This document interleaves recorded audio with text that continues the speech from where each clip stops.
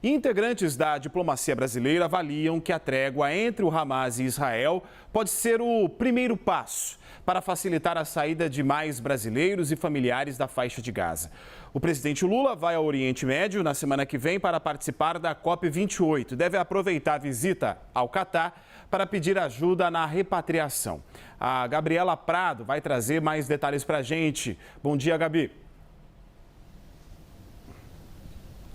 Oi, Jairo, bom dia a você, bom sábado a todos que nos acompanham. Pois é, a gente lembra que 32 pessoas foram repatriadas há algumas semanas, todos brasileiros palestinos e palestinos, parentes desses brasileiros. E desde então começou uma busca por uma segunda lista de repatriação de pessoas que estão no sul da faixa de Gaza, bem próximo à fronteira por Rafah, onde eles fazem essa travessia para conseguirem sair da área de conflito, passar pelo Egito até chegar aqui ao Brasil. Pois bem, na quinta-feira, o Catar anunciou então que teria essa trégua entre Hamas e Israel, que a gente viu de fato começar a acontecer ontem. E desde então a diplomacia brasileira tem comemorado, vendo que esse é um primeiro passo para que essa segunda lista de repatriados consiga de fato chegar às autoridades e ter autorização. Mas ninguém nesse momento coloca uma data para isso acontecer, porque é uma negociação complexa. O que o Brasil tem feito é fazer contatos constantes com a diplomacia dos outros países, não deixar esse assunto de lado, sempre conversando com as autoridades do Egito, de Israel, para que esses brasileiros possam ser repatriados. Então Lula viaja na segunda-feira, primeiro ele vai para a Arábia Saudita, na terça-feira ele deve já ir para Doha, no Catar, e lá vai se encontrar com o Emir. Um dos assuntos que ele vai tratar vai ser sim a repatriação dos brasileiros. O presidente coloca essa como uma das prioridades da política externa nesse momento, essas 86 pessoas que querem vir para o Brasil. Também conversei com pessoas que estão ligadas diretamente nas negociações e eles me disseram o seguinte: neste momento, 86 pessoas, mas essa lista varia bastante, então não tem um número exatamente fechado de quantas pessoas sairiam. Mas o que eles dizem é que, de fato, independente do número, eles já têm todo aquele sistema montado que a gente viu da primeira vez.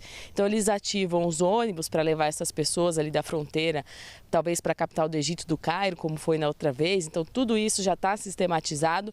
Além disso, a representação brasileira em Ramala, que fica em contato com essas pessoas que querem ser repatriadas, também tem enviado ajuda para insumos básicos e também pagando aluguéis de habitação, porque muitas vezes essas pessoas tiveram que sair de casa e ir para áreas onde o conflito está menos intenso, né?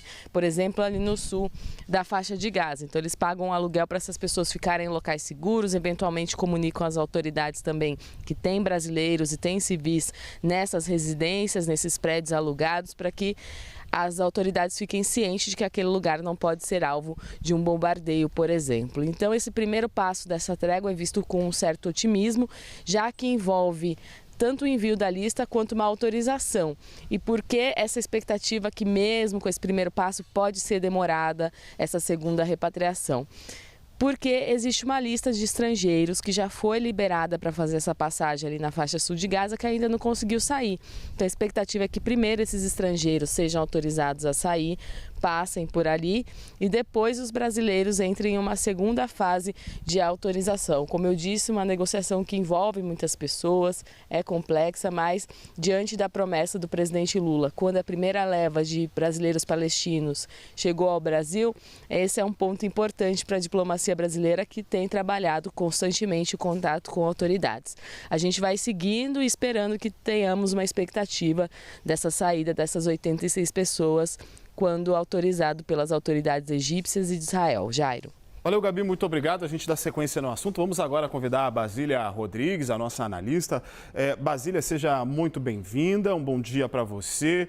É uma vitória da diplomacia brasileira essa conversa de Lula com o Emir do Catar. Afinal de contas, nesse momento de negociações, todos os caminhos desse conflito levam ao Catar, que serve justamente para intermediar, né, que está nessa função de intermediação desde governos de estados como Israel e Estados Unidos até o grupo Hamas. Bom dia. Oi, tudo bem? Muito Bom dia, Jairo. O Catar é o negociador central, né, desta guerra. Ele tem conseguido fazer gestões tanto junto ao grupo Hamas quanto aos israelenses para pedir a abertura desses corredores humanitários, o resgate de pessoas de diferentes nacionalidades que ali estão.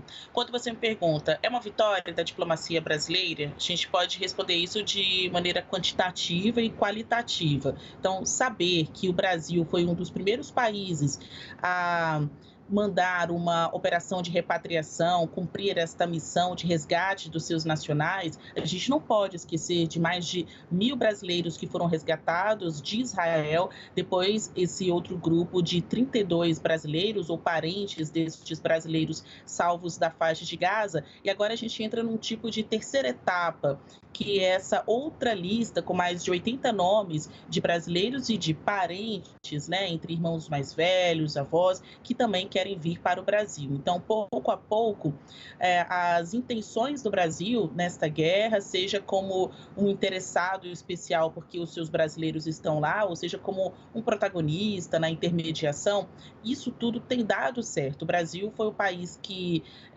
inicialmente quase emplacou uma resolução no Conselho de Segurança da ONU. Faltou muito pouco para aprovação, vocês vão lembrar que houve aquele veto dos Estados Unidos, mas depois o Conselho aprovou uma resolução aquém das expectativas, até num formato menos interessante, ou seja, de menor alcance do que a proposta apresentada pelo Brasil, mas o que passou deu certo, entre muitos fatores, devido à pressão do Brasil, às gestões feitas pelos brasileiros ali com os outros países do Conselho de Segurança da ONU. Então, isso tem dado muito destaque ao Brasil também para manter essa interlocução com outros mediadores mais enfáticos nesta guerra, como o próprio Catar. A vinda do grupo de brasileiros lá da faixa de Gaza para o Brasil se deu graças a esta intermediação do Catar com os outros países. Houve uma preferência aos brasileiros, claro, depois a gente quase ficar no fim da fila da abertura da passagem de Rafah. Agora o Brasil refaz esse trajeto diplomático, né, essas consultas aos diversos países ali da região, mas especialmente ao Catar, para conseguir resgatar esse segundo grupo de brasileiros. O presidente brasileiro, Luiz Inácio Lula da Silva, já conversou com o emir de Catar, já conversou com o presidente de Catar cerca de um mês atrás, quando ele já falava de uma guerra sem precedentes, que precisava acabar, que necessitava da libertação dos seus reféns, da abertura de corredores humanitários, de um cessar-fogo. Um mês se passou e a situação só piora. Então, o fato é que hoje está muito mais difícil e complexo salvar pessoas de qualquer nacionalidade ali da faixa de Gaza. Mas o governo brasileiro tem um compromisso com seus nacionais. Este número de 86 entre brasileiros de fato, né, que têm a nacionalidade do Brasil e parentes. A situação é muito complexa, mas o Brasil deposita suas expectativas, confianças nessas conversas, presidente, ministros de Relações Exteriores e, enfim, para que pelo menos uma perspectiva seja dada a esses brasileiros. Hoje não tem uma data para isso, até para não jogar com as expectativas dessas pessoas. Dessa vez, o Brasil não vai ficar dizendo é quarta, é quinta, é sexta. Não tem essa data, mas esforços estão sendo feitos. A gente está num ponto crítico da guerra, a situação está muito pior hoje para salvar qualquer pessoa de qualquer nacionalidade dessa área, faixa de Gaza, mas você tem aí o presidente indo para o Oriente Médio para fazer estas gestões. Aproveitar, Lula no Oriente Médio, na sua avaliação, pode ser o último grande esforço desse ano, pelo menos do que está no horizonte, não é possível prever o futuro, né? Do governo brasileiro em relação à política externa? Olha, não há que se falar em último esforço do governo brasileiro, não. Se você tratar do Conselho de Segurança da ONU, o Brasil passou um mês na presidência, mas ainda é membro, ainda que não permanente. E este mandato do Brasil no Conselho de Segurança segue até o fim de dezembro. Então, entre esta viagem que Lula está fazendo para o Oriente Médio até o fim do mandato do Brasil, no Conselho de Segurança da ONU, ainda tem muitas incursões, inclusive esse esforço tremendo para a retirada dos brasileiros de lá. Então, muitas coisas ainda vão acontecer, não dá, eu pelo menos não sinalizo como o último esforço, ainda que muito, muito importante, da ida do presidente brasileiro até o Oriente Médio.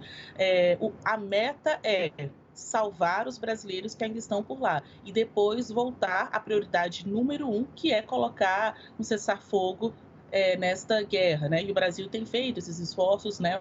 Fazendo essas negociações e sempre levantando a bandeira branca, sempre a bandeira de paz. Então, a gente ainda tem aí pouco mais de um mês para acabar o ano. O Brasil faz essa viagem na semana que vem com o presidente brasileiro, mas ainda tem ali voz e vez no Conselho de Segurança da ONU, só deixa o seu mandato lá no finalzinho de 2023. Então, outros esforços ainda acontecerão.